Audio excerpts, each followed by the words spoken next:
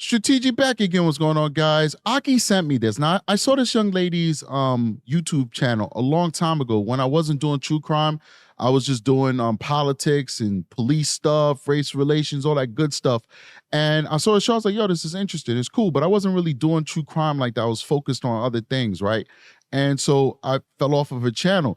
But Aki just saw that she did a special on Madeline Soto. She's a huge channel. She's got a very big following. She's a really good presenter, all that good stuff. And she said, yo, listen to 1 hour and 44 minutes, right? So I didn't get the opportunity to listen to this Madeline Soto special that this young woman did. But it's called, what's the name of the show? I think her name is Rotten Mango. I like that. I like that name, Rotten Mango. Yeah, that's interesting. That's an interesting name. But anyway, we're just gonna react to this right now, real quick. 1 hour, 44 minutes. Please make sure we will definitely have the link inside the chat so you guys could go check out the entire hour and 50-minute special that she did on Madeline Soto. But Aki said, yo, go to 144. Stephan Stearns is talking crap about the police. I want to hear what she has to say. I have not reacted to this before. Let's see what Rotten Mango has to say in terms of what Stephan Stearns had to say, or what Stephan Stearns says I was on. I don't know what I'm going to listen to. We're going to listen to it right now. Let's do it.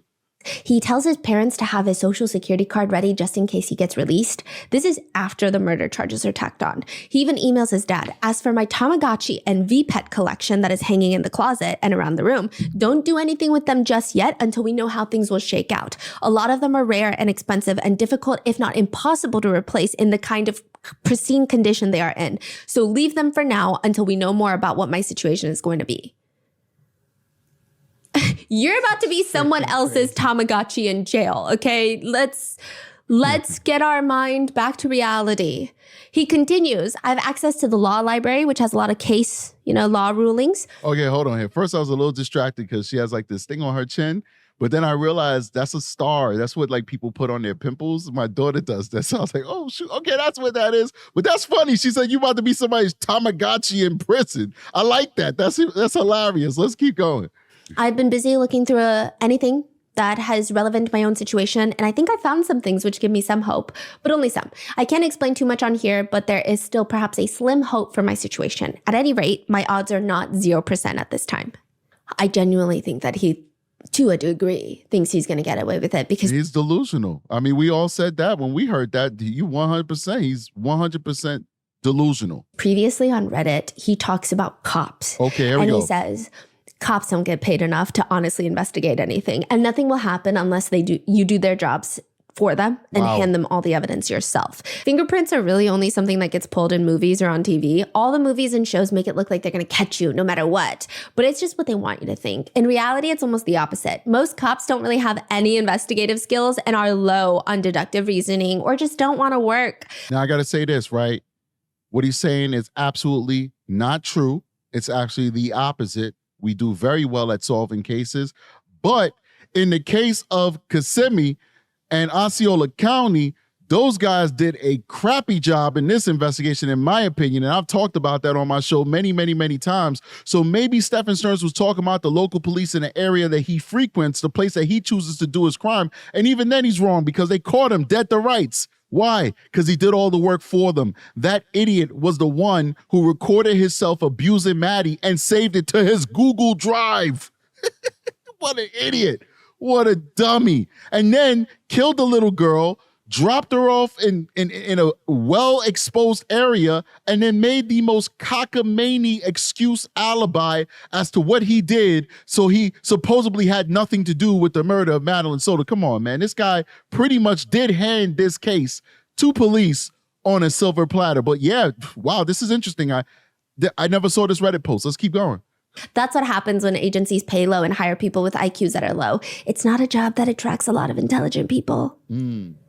Truly, maybe he thinks he's going to get away with it. He's an artist. And perhaps he thinks he deserves some sympathy because unprompted on a random Ask Reddit thread where the original poster is asking, do you think someone like Louis C.K., the comedian, should be able to get their careers back, or should he be canceled for life? Why or why not?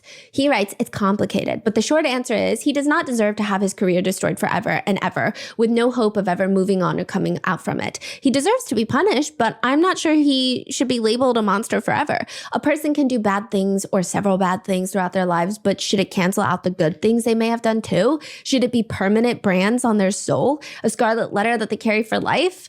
I like this. I like the fact that this young lady, because we looked at a lot of these Reddit posts, but we never looked at it from this perspective. And this is why this lady has millions of subscribers, because she's really good at what she does. She really pulled out and really analyzed this from a perspective that most of us haven't analyzed it before. And we read a lot of these Reddit posts. But he's talking about himself. Kudos to her for bringing this to our attention again. He's talking about himself. He's projecting what he would like to see done to himself, because he may not have known it at this point that he was going to take somebody's life, but he knew he had it in him. He knew he's one of those people who are irredeemable. And the people who are irredeemable, these people with black souls like Stephan Stearns, they always want to be the type to ask for forgiveness. Those are always the type of people that's like, oh, nothing should be forever. Everybody should be able to get forgiven. Come on. Why? Because they know that they're fallible. They know that they constantly make mistakes. They know that they're always the type who's going to be asking for forgiveness. Hence, he thinks he might get away with what he did to Madeline Soto right now. Really good point, Matt Rotten Mangoes. Really good point. I'm appreciating you more and more. I'm going to have to definitely add you to my watch list. People make mistakes, but depending on the severity, those mistakes shouldn't necessarily be held over their heads forever. I do believe that everyone deserves their right to a fair trial. Having said that, the defense has already filed a series of motions to try and first get rid of the death penalty and limit victim impact statements for the murder trial. Yeah, and we talked about that on the show, absolutely went over the motions, and yeah, it's disgusting. Let's see what Rotten Mangoes has to say about it. Filing motions to allow testimony from the defendant's family on the impact of the execution. So they're saying Stephan's family should be able to tell the judge what would happen to their lives if Stephan is executed. However, Maddie's family and friends should not be allowed to testify at all and talk about what Maddie being gone means to them. They also don't like the word murder. They filed a motion to prohibit the reference of the word murder during the trial. They say, don't say the victim's murder, the murder scene. The motion reads, the defense requests that the word homicide be used instead of murder when it comes to witness, particularly law enforcement officer testimony, because the legal term for killing a human being, whether lawfully or unlawfully, is homicide. There is no crime of homicide. So they're saying murder already implies a crime, but he hasn't been convicted of a crime yet. You know, on the impact statement, I hear what she's saying now, and this makes sense. I mean, pay attention to what she's saying about the murder and the homicide. It's all semantics, though, because the judge is going to deny most of those motions.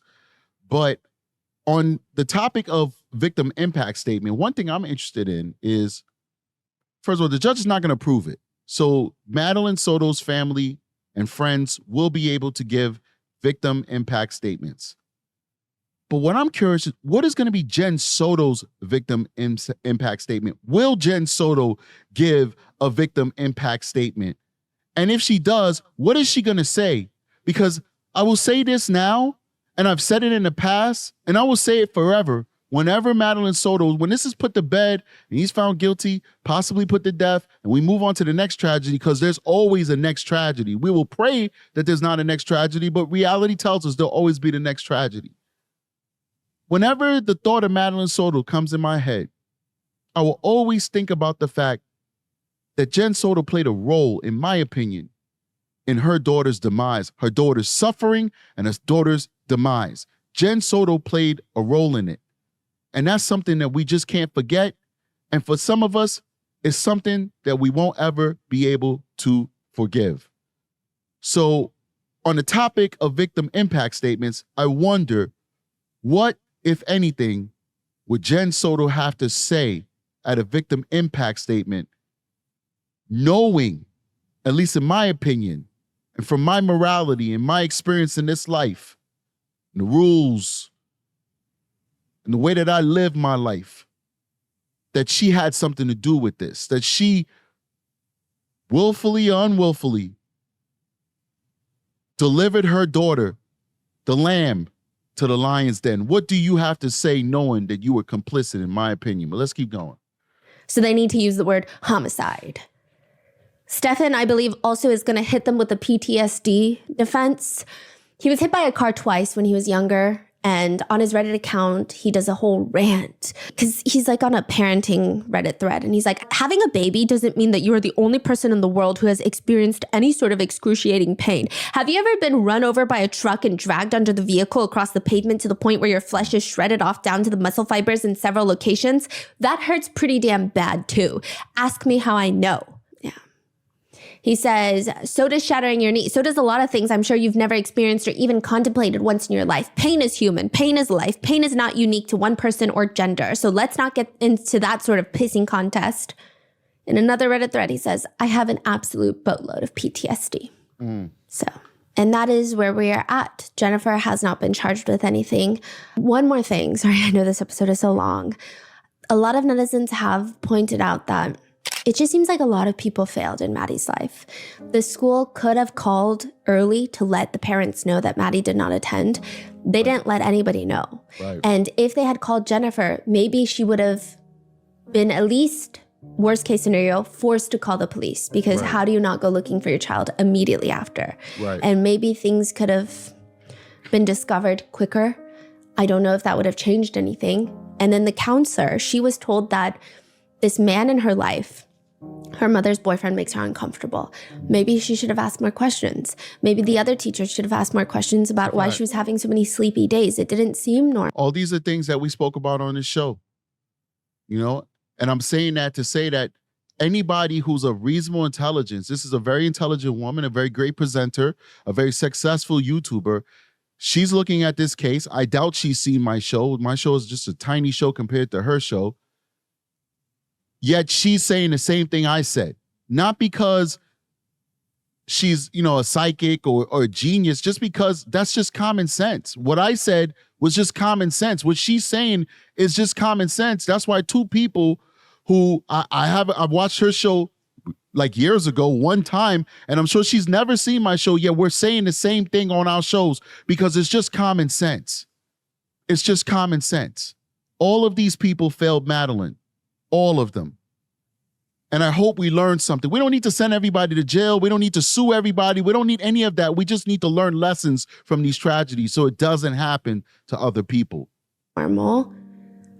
Maybe other family members should have asked, even Maddie's biological father. And I'm sure he lives in a different state. Oh, let's see what she has to say about that, because we all know how I feel about Tyler Wallace. Let's see if this woman, Rotten Mangoes, will come to the same conclusion. Or is she going to be political? Is she going to be straight up and tell the truth about Tyler Wallace? Or is she going to be political? Let me see. Because if you be straight up, I'm going to subscribe to you right now. I'm Rotten Mangoes. If you're going to be straight up about Tyler Wallace right now, you got a subscription from me. Let's see. It doesn't seem like he's involved in anything. That's not even what I'm implying. But there is definitely a disconnect. And maybe he did everything that was in his capacity that he could have done or felt he could have done, but I just don't think it was enough. Okay, I'm gonna give you some deference, okay, whatever.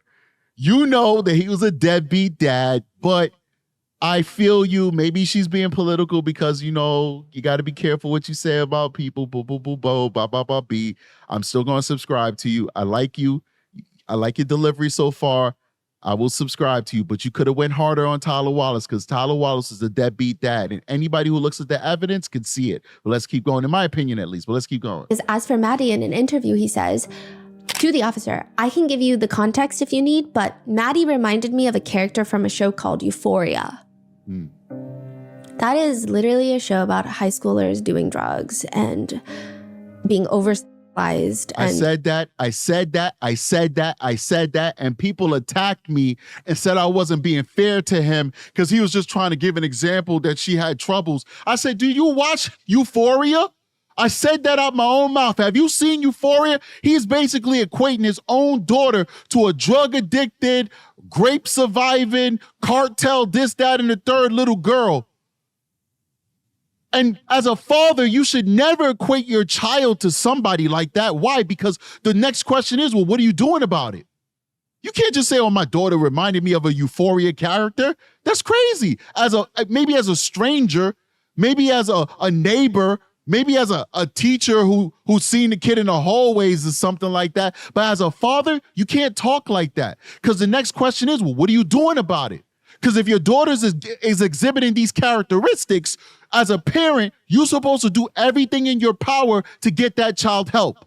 This guy spoke about that child like it wasn't even his kid, like it wasn't his problem. And that's what my issue was with Tyler Wallace. Maddie wasn't his problem. But let's keep going. Let's keep going. He says, in the sense that there was just an emotional weight about her that I did not understand what the cause was.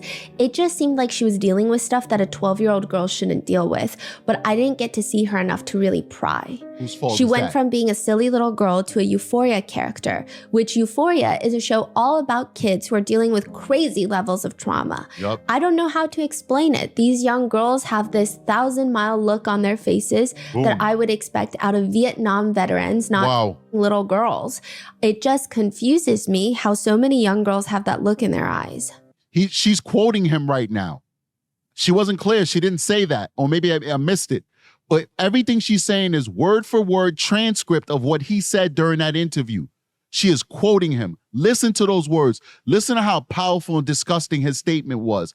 And also internalize that this is her father saying it. The person who was supposed to obligate, who was obligated biologically, spiritually, mentally, whatever you want to put on it, to get to the bottom of why his daughter was looking and acting like that. But she wasn't important enough for him to do it. Let's keep going. And then I guess he didn't do anything. Boom. One netizen comment reads, Maddie, you deserved adults in your life that loved you and would have put you first. Amen. I'm sorry that you had such a rough childhood. I hope you're in a better place now. And with that, that is what's going on with this case. All right, so I'm gonna leave it there. Please do go over it and check it out. I'm gonna watch the whole thing. I only seen a snippet of it, and it's good so far, and I like it. And I'm gonna do this. I'm gonna go over. You guys can't see me. I'm gonna move myself over because I'm impressed, and I like the fact. I like her. I like her style. Not everybody could be all raw like me, but I like her style. So check me out. I'm going over here, and I'm hitting that subscribe button. You make sure you guys do that. I'm making my subscription to all, as you can see, so that every time she drops a video, I get notified of it. You guys see, I rarely do that on this channel. I only do it for people that I respect, and I respect what she did with the Madeline Soto case. So big shout out to her. She got 4.47 million subscribers, and this video alone has, I believe it has 2.2 million views. It's deep, man. It's what's up. That's what's up. Now, I want to read something for you guys that I saw on Reddit, on the Jen Soto subreddit, where I made the statement about when Jen Soto said that that she allowed Madeline Soto to spend pretty much every weekday for school. When Maddie's in school, she spent every weekday in the bedroom with Stephan Stearns. And somebody on Reddit went and they said, yo, I was watching True Crime and Strategic, and he's made this comment, and now I got the quote. And they went and they transcribed what she said. You guys could go find out on her interview that she did with the Orange County Sheriffs, and I'm gonna read that quote out for you guys so that you guys can understand why I feel about Jen the way that I feel about Jen. I'm just not hating on this lady. There's a reason why I feel the way I feel. So this is the quote. For the most part, if it's a school week and Maddie is in school, I send them upstairs because I know that my alarms are going to go off multiple times super early in the morning, and I don't want to wake him up, as in Stephan Stearns. Then she went on to say, Maddie is difficult to wake up, so I have to be constantly talking to her, trying to wake her up. I'm gonna read that for you one more time. We're gonna call it a day. Remember, Jen Soto started off saying, well, I didn't want them to sleep together. I thought it was weird. But then they really begged me, so I let it do once or twice. Then her third story, first story was like, no. Second story was once or twice. Third story was, well, I could count less than the amount of fingers I have on one hand, the amount of time that they had a sleepover together. And the last story she told was this: for the most part, if it's a school week and Maddie is in school, I send them upstairs because I know that my alarms are going to go off multiple times super early in the morning, and I don't want to wake him up. If it's a school week, Maddie is in school, I send them upstairs to bedroom number 4. Maddie slept with this man every single night as though this was her husband or her boyfriend. The mother abdicated all of her responsibility of being in a relationship with Stephan Stern and put that burden on her daughter's back. Quite literally. As nasty as that sounds, quite literally, Jen Soto put her responsibilities as Stephan Stern's girlfriend on her daughter's back. Because if it was a weeknight that Maddie was in school, she sent Maddie to bed with Stephan Stern's in room number 4. That's 5 days out of the week, ladies and gentlemen. 5 days out of the week, ladies and gentlemen. Court is no longer in session. I see you guys on the next one. Strategic is out of here. Peace.